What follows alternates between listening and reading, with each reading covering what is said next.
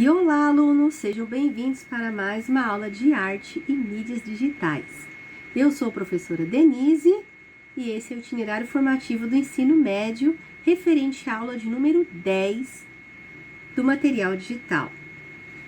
Bora lá? E o objetivo da aula de hoje é utilizar diferentes linguagens, mídias e ferramentas digitais de forma coletiva, na elaboração, na construção e na divulgação de uma revista digital, comparar com recursos anteriores usados nas aulas e, nesta área, também utilizar diferentes linguagens, mídias e ferramentas digitais em processos de produção coletiva, colaborativa e projetos autorais em ambientes digitais.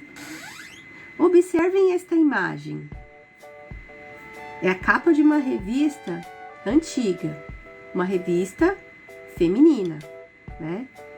Quais elementos visuais na capa dessa revista chamam sua atenção e por quê? Além desse chapéu icônico e dessa risadinha macabra.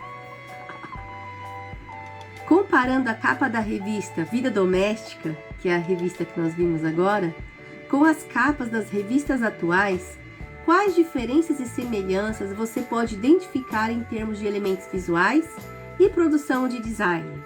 Já notou a diferença? Eu notei. Observando aqui as duas lado a lado, você pode observar que a revista mais antiga, ela é bem simples, só tem uma imagem, uma fotografia dessa senhora, né, que está usando chapéu, colar de pérolas, que era a vestimenta que era moda naquela época. Também com essa maquiagem e apenas o título da revista, apenas o nome da revista ali em cima, Vida Doméstica. E no cantinho inferior direito tem mais alguma letra ali que não dá pra gente entender o que está escrito, mas provavelmente deve ser o ano de publicação, o autor, alguma coisa. Já as revistas de hoje em dia, você vê claramente a diferença no layout, no design, nas cores chamativas, em várias fontes. Então, são várias imagens ali, várias fotos que chamam a atenção para as seções da revista. Ah, tal notícia tá na página tal, o artigo sobre isso tá na página tal, a entrevista sobre fulano tá na página tal. Então, tá chamando a atenção para você poder realmente entrar naquele universo dessa revista. Então, ela é bem diferente, né, da revista anterior. E quais as semelhanças? Vocês podem me dizer? Bom, gente, para a gente começar a fazer o nosso trabalho, vamos começar pela curadoria. Vocês sabem o que é uma curadoria? Uma curadoria de conteúdo para uma revista, ela envolve o quê? A seleção, a organização, a apresentação de informações relevantes, de alta qualidade para os leitores, certo? O processo ele é semelhante ao trabalho de um curador de arte que escolhe as melhores obras para uma exposição.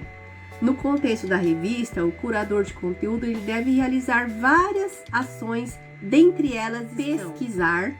Então você deve pesquisar conteúdos valiosos e confiáveis, seja por meio de fontes primárias, que são aquelas informações coletadas diretamente do autor original, sem análise de terceira ou secundária, que são as fontes baseadas nas primárias, pois elas não são, elas são revisadas, né, e reinterpretadas. Também vai selecionar materiais e informações que se alinhem com a missão, com a visão e o público-alvo da revista. Também está aí adaptar. Você vai editar, ajustar o conteúdo para que ele se encaixe ali no estilo, no formato da publicação desejada. Vai contextualizar, ou seja, fornecer o contexto necessário para que os leitores entendam a importância e a relevância desse conteúdo. Depois vai compartilhar, ou seja, vai distribuir o conteúdo selecionado e organizado por meio dessa revista, seja no formato impresso ou digital, no nosso caso, digital.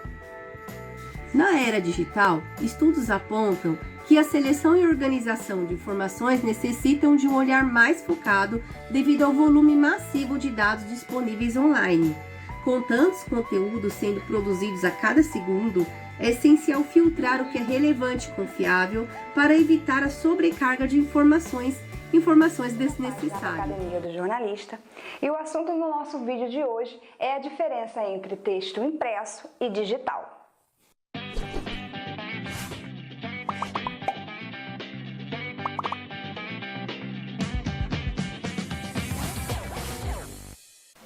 Então, galera, o primeiro item desta diferença é que cada nicho de leitores precisa ser atendido quanto às necessidades das informações a serem supridas. O que seria isso? É a questão do público-alvo ter interesse em determinados assuntos, um diferente do outro. Por isso que o nome é público-alvo. Para entender melhor como funciona a elaboração de textos jornalísticos, a diferença entre texto impresso e digital devem ser estabelecidas ao pé da letra. Então vamos lá. As matérias de jornais e revistas são produzidas para leitores que buscam informações mais detalhadas sobre notícias já vistas anteriormente de modo breve. Posteriormente, o leitor retorna à busca pela mesma notícia em um veículo impresso, para localizar mais informações sobre o assunto, né? O material impresso, ele tem mais conteúdo, porque são aproveitados detalhes que não foram localizados durante a apuração completa. Em algumas informações, pode ter ficado de fora da publicação inicial da notícia devido à necessidade de ser uma breve escrita, além de ser postado com rapidez para não perder o furo jornalístico. Essa é uma grande diferença. Dentro do público de textos impressos, estão as pessoas que prezam pelo método tradicional de publicação. Há também os leitores de classes que têm menos acesso às mídias digitais e mantêm o interesse em jornais por identificação com o modo de abordagem da escrita. Com a internet, a divulgação de notícias se tornou algo quase que imediato, sem a necessidade de esperar o final da apuração para publicar a matéria, que hoje isso pode ser evidenciado através das lives, dos stories. Os veículos têm esse benefício do digital, né? Que em matérias é necessário que o jornalista priorize frases curtas e simples para melhor compreensão. Além disso, é importante que o uso de hiperlinks que façam o leitor transitarem por temas similares ou complementares dentro do seu próprio conteúdo. Você vai relembrar através de uma menção de uma palavra, de uma expressão, algo relativo a esse texto. Então, através dessa leitura, ele vai conseguir saber mais conteúdos relativos a esse mesmo assunto. Ou seja, em qualquer parte do texto, é ideal que seja compreensível, sem depender de algo do parágrafo anterior ou posterior. As coisas têm que ter sua identidade individual. Por isso, o texto impresso, ele pode ter perdido uma parcela de leitores, já que não é possível uma aproximação imediata neste formato, né? No impresso, a escrita, ela tende a ser mais formal, e no modo digital, o modelo mais informal, que soa como uma conversa com o leitor, mesmo dependendo dos veículos e gêneros aplicados. Isso tudo depende de onde você vai estagiar e de onde você vai trabalhar. Então, em resumo, é muito simples. O impresso detalha mais, ele não utiliza de muitos artifícios de facilitação de leitura, e o digital é o contrário. Ele é mais objetivo por questões de usabilidade, que geralmente é tido pelo celular, então tudo fica muito amplo.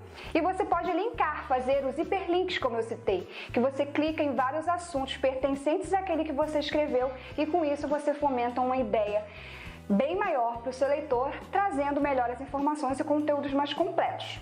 Tá bom, gente? Esse foi o meu recado de hoje. Eu espero ter podido ajudar vocês a esclarecer essas dúvidas que sempre vêm me perguntando, né, nas nossas conversas da fanpage ou dos canais ou no blog, tá? E se vocês gostaram, eu peço que vocês compartilhem o assunto, marquem os amigos que têm a mesma dúvida também. Uma revista digital, ela é uma publicação distribuída geralmente pela internet. E essas revistas, elas podem ser lidas em diversos dispositivos digitais, como os computadores, os tablets, os smartphones, certo? E assim como as revistas impressas, as versões digitais, elas contêm artigos, entrevistas, imagens, reportagens, resenhas, anúncios, ou seja, o formato digital, ele enriquece a experiência do leitor, com conteúdos interativos como vídeos, links, gráficos animados, sons que você pode incluir. E exatamente, a hierarquia de conteúdos em uma revista digital tem como objetivo organizar essas informações de forma clara e intuitiva, permitindo que os leitores encontrem facilmente os conteúdos do seu interesse e naveguem de maneira eficiente. A estrutura também facilita a integração de novos conteúdos e a utilização, né, que pode variar em cada produção, no entanto, sempre direcionando o público de forma bem clara. E como nós vamos estruturar a nossa revista digital? Ela tem que ter a capa, né, que é a homepage, o título, né, o nome da revista, o logotipo, que é a identificação dessa revista, o menu de navegação, os links para as principais seções da revista, os artigos que você vai deixar em destaque, as principais matérias, os conteúdos que você quer deixar em destaque, chamada para assinatura, para newsletter, incentivo para o leitor se inscrever ou assinar a sua revista digital, né? Um motivo para ele estar sempre ali, navegando e acessando. O índice também é importante, porque no índice você vai colocar as seções e subseções, a lista organizada das seções principais, né? Como as notícias, as reportagens, as entrevistas, as opiniões, enfim, com links para cada subseção relevante, os artigos que você vai deixar em destaque, que são os principais, aqueles que realmente vão chamar a atenção do leitor para sua revista digital, a pesquisa, né, o campo de pesquisa, de busca, que é aquela ferramenta para pesquisar conteúdo específico da revista, do seu assunto. Então, sua revista fala de tecnologia, e aí você tem um artigo que fala sobre os novos smartphones que serão lançados no ano de 2026 e tal. E aí não tá bem claro aqui na revista. A pessoa digita ali smartphones recém-lançados, aí ela já vai direto para o artigo. O layout da revista também é muito importante. O layout ele precisa se adaptar perfeitamente a diferentes tamanhos de tela, desde computadores e smartphones, garantindo que o conteúdo seja acessível e legível para qualquer dispositivo. Recursos interativos como imagens, áudios, vídeos, eles precisam funcionar corretamente em todos os dispositivos, porque o seu leitor ele vai te acessar geralmente pelo smartphone, ou pelo computador, ou pelo tablet. Então ele tem que ter acessibilidade, tem que poder enxergar as letras, as imagens e entender o que você está passando. Para a nossa atividade, cada grupo de 6 a 8 colegas aí deve escolher um tema para a sua revista digital. Um tema livre, né? Pode ser com base nos interesses que vocês têm em comum. Então, vocês podem falar sobre esporte, música, tecnologia, pet, cinema, viagem, moda, decoração, game, carro, moto, o que você quiser, né? O assunto que você mais se interessar. Sempre vai ter um público-alvo voltado para um assunto específico. Então, escolher o tema, que é o nicho da sua revista, é fundamental. Depois, escolher o nome da sua revista. O nome é muito importante. Assim como as fontes que você vai utilizar, que tem que ser legíveis, as cores que vocês vão utilizar nas imagens, as imagens que você vai colocar. Então as cores, elas têm que estar ali contrastantes, mas não pode estar, tem que estar nítida, né? Então tem que conversar com o seu público-alvo também. E devem também esboçar aí uma capa da sua revista digital. Pode ser numa folha de papel, na folha do caderno, ou você pode utilizar um programa de design para fazer tanto a capa quanto o logotipo da publicação. E para o logotipo, assim como as fontes, o layout, não se esqueça, né, do trabalho realizado nas aulas anteriores.